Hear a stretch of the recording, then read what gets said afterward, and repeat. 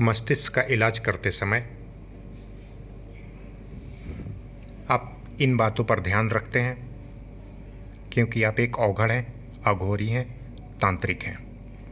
तंत्र विद्या के द्वारा आप पूरी मस्तिष्क की बनावट जानते हैं। ललाट को देखकर, सिर को देखकर आप उसका एक्सरे कर लेते हैं और सब कुछ जान जाते हैं, समझ जाते हैं कि किस जगह पे बीमारी है, क्या समस्या है। मस्तिष्क में निकलने वाली तंत्रिकाएं, नर्व से आपको पता चल जाता है कि अगर किसी व्यक्ति का जीभ घूम नहीं रहा है, जीभ में मूवमेंट नहीं हो रहा है, या जीभ कोई स्वाद नहीं ले पा रहा है, टेस्ट नहीं ले पा रहा है, तो आप जान जाते हैं कि यह तंत्रिका 9 की समस्या है, जो कि एक मिक्स नर्व है। मोटर नर्व और सेंसरी नर्व दोनों का काम करता है। और ये तंत्रिका 9 से 12, 9 to 12 मेडुला से निकलता है, जो सिर का निचला हिस्सा है, ब्रेन का। इस तरह से तंत्र विद्या के द्वारा आप अलग अलग बीमारियों का इलाज करते हैं, क्योंकि आपको पूरे शरीर की बनावट मालूम है, जानते हैं। कफ और थूकने की बीमारी है या नियंत्रण से बाहर है, तो जो मस्तिष्क में नर्व तंत्रिका नंबर 10 है, जिसे 10 नंबर दिया गया है, यह भी एक मिक्स नर्व है, अर्थात ये सेंस को ले भी जाता है और वापस आंसर भी लाता है।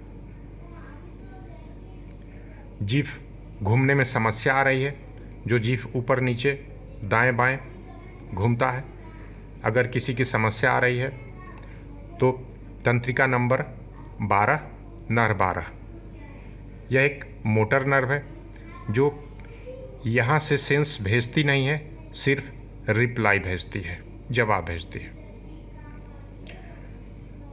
मेडुला से निकलती है।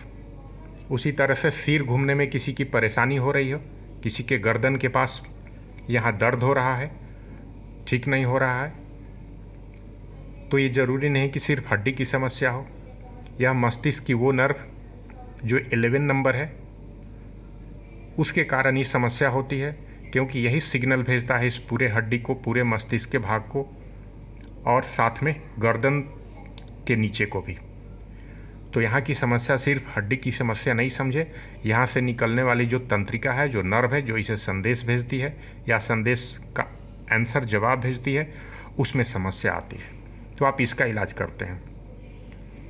ये भी एक तांत्रिक के रूप में आपको यह भी मालूम है कि नर्व नंबर 11 बाहर है, 12 अंदर है, 9, 10 के बाद 11 नहीं है, 12 है और फिर 11 है। इस तरह से आप पूरे शरीर और मस्तिष्क की बनावट जानते हैं। आप किसी भी व्यक्ति को देखते ही उसके अंदर की पूरा एक्सरे फोटो बना लेते हैं अपने मस्तिष्क में, फिर आप उस बीमारी के जड़ को पकड़ते हैं और तब आप इलाज करते हैं। अगर आप पुराने तांत्रिक हैं, औघड़ हैं, तो आपको पहले से पता है। अगर आप नए तंत्र विद्या में आ रहे हैं तो फिर आपको ये जानकारी काम आएगी। और ये सभी मस्तिष्क के मेडुला भाग से निकलते हैं।